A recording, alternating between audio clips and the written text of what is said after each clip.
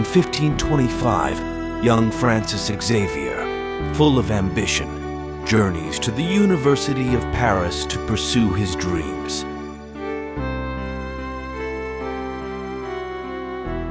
He studies with zeal and dedication, sharing a room with Ignatius of Loyola and Peter Faber. Ignatius's inspiring words and life deeply influence Xavier, setting him on a path that would change his future forever. You may have all that the world may offer you, beautiful yet untrue, without a clue.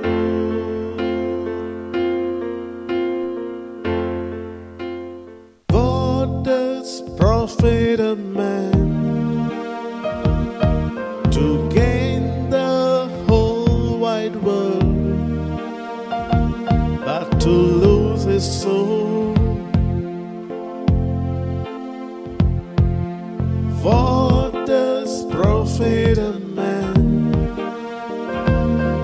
to gain the whole wide world, but to lose his soul? Dear Francis, let this truth be your goal.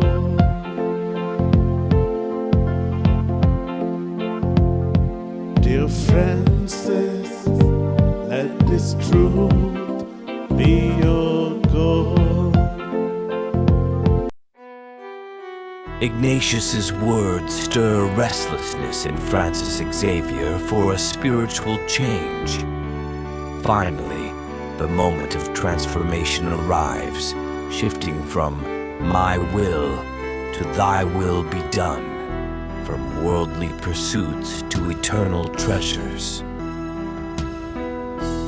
Today, Francis Xavier stands as a shining example of spiritual transformation, reminding us, if you gain the whole world but lose your soul, what does it profit a man?